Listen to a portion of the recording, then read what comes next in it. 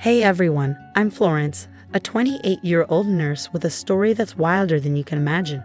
So there I was pulling double shifts at the hospital, trying to make ends meet while also looking after my grandparents. They're the kindest souls, always there for me. "Florence, honey, you work too hard," Grandma would say, patting my hand. I'd just smile. "Someone's got to do it, Grandma." Meanwhile, my sister Megan, the total opposite, hasn't held a job in years and has been living off our parents. "Why can't you be more like Florence?" Dad would grumble at her. Mom always tried to defend her. "Now, dear, I'm sure Megan's trying her best." Yeah, right, trying her best at spending their money. One day at the hospital, I got some incredible news. "Congrats, Florence, you've been promoted to head nurse." My boss was beaming. I couldn't believe it. I called my boyfriend Jake right away. "That's amazing, Flo. We should celebrate," he said. But life loves throwing curveballs. Just a week later, Grandpa's health took a sudden turn for the worse. I spent every free moment at their place, caring for both of them. "You're an angel, Florence," Grandpa whispered, squeezing my hand. It was hard, but there was no question. I was exactly where I needed to be. As for Megan, she was nowhere to be found. "Have you heard from your sister?" I asked Mom one day. She sighed. She said she's busy.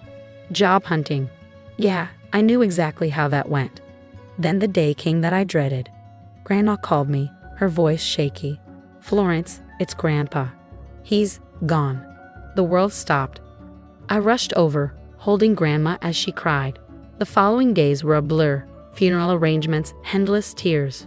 Just as we were starting to come to terms with losing Grandpa, Grandma passed away too, like she couldn't bear to live without him.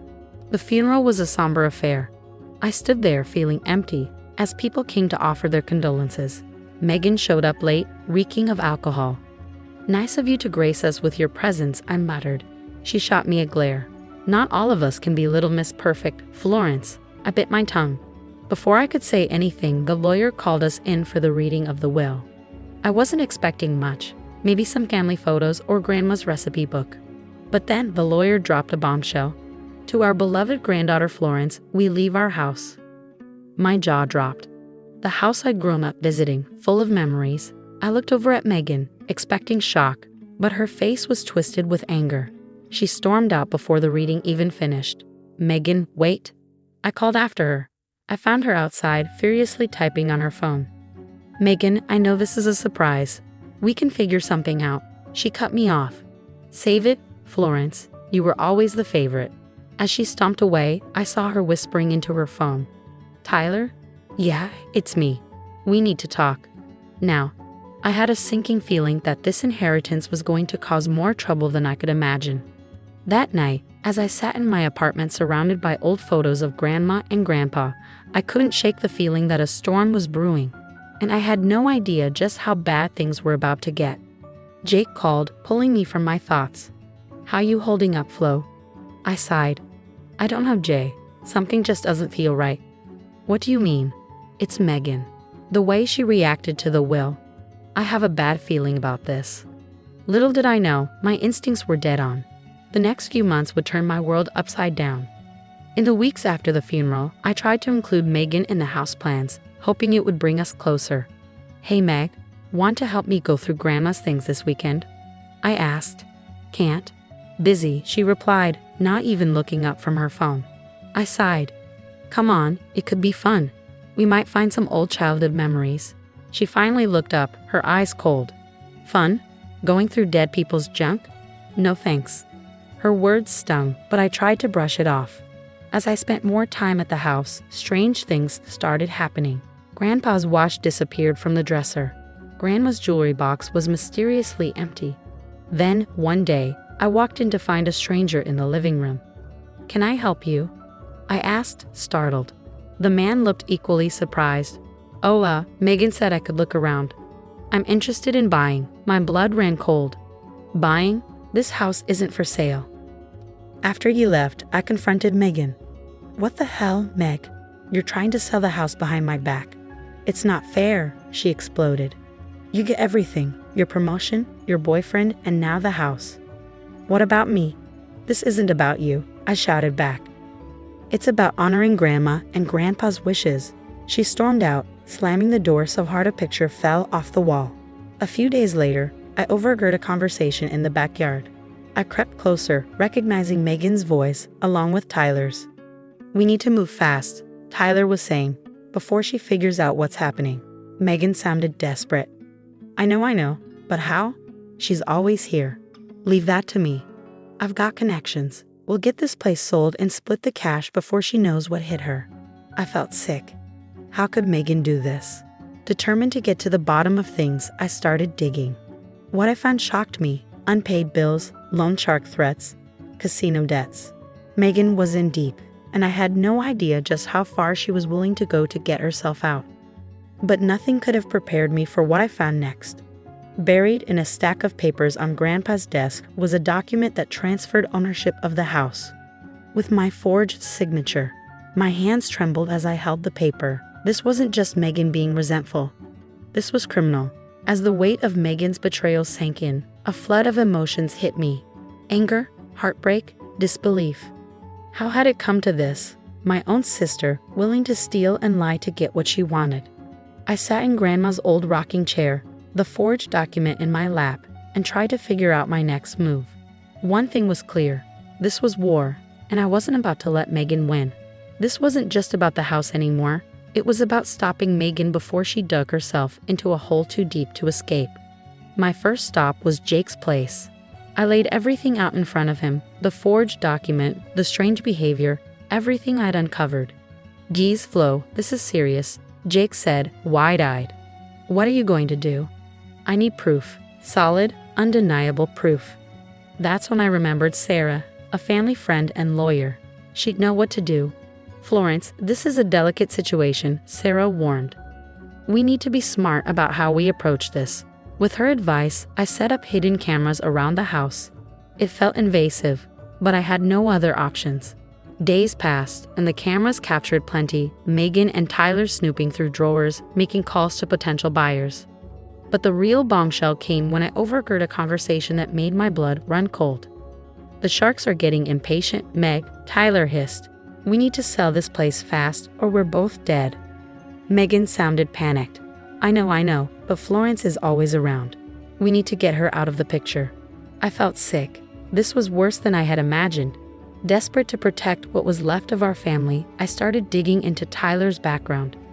What I found was a rap sheet that seemed never-ending: fraud, theft, connections to local loan sharks.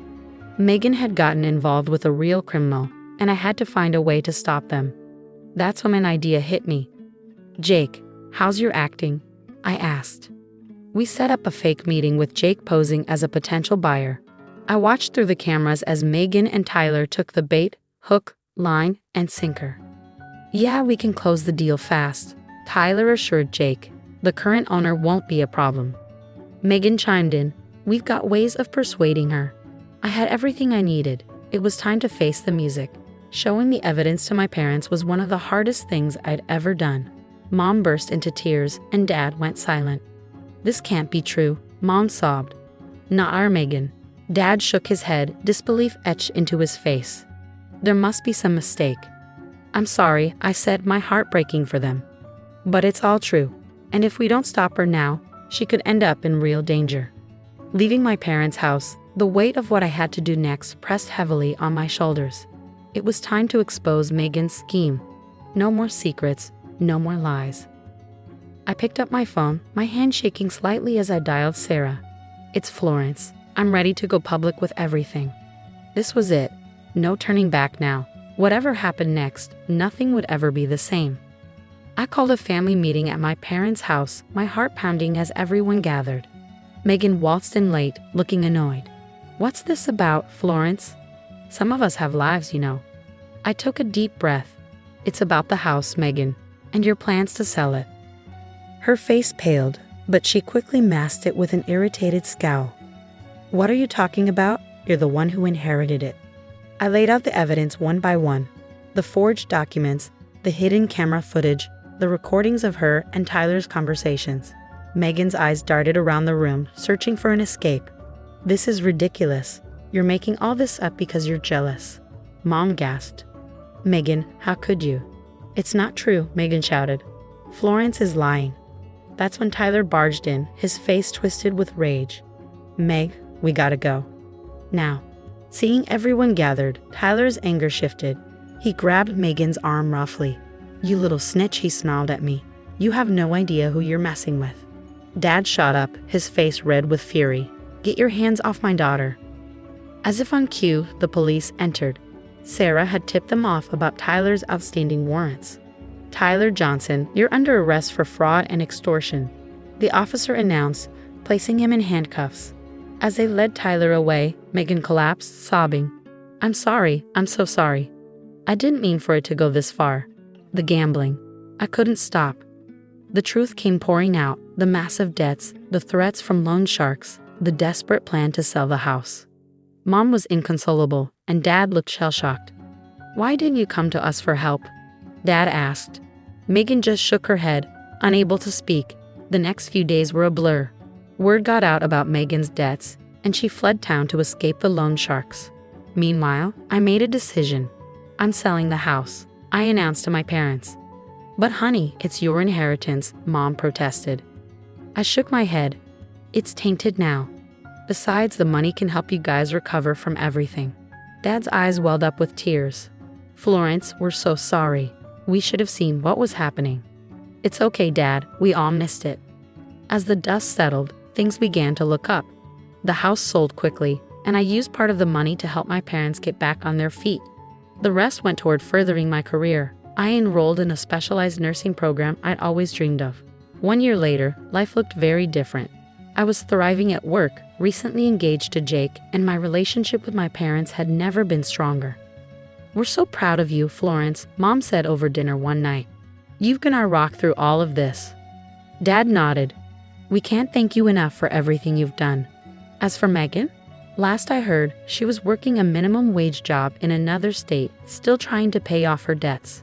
Part of me felt sorry for her, but a bigger part knew she was finally facing the consequences of her actions. Now I have a question for you. If you were in my shoes, would you have cut all ties with Megan, or would you have tried to help her recover from her addiction and past mistakes? Is there a point where family loyalty should end? Share your thoughts in the comments below. Your perspective could help others facing similar family dilemmas. If this story resonated with you, don't forget to hit the like button and subscribe for more real-life drama and family conflict stories. Thanks for watching. I'll see you in the next video.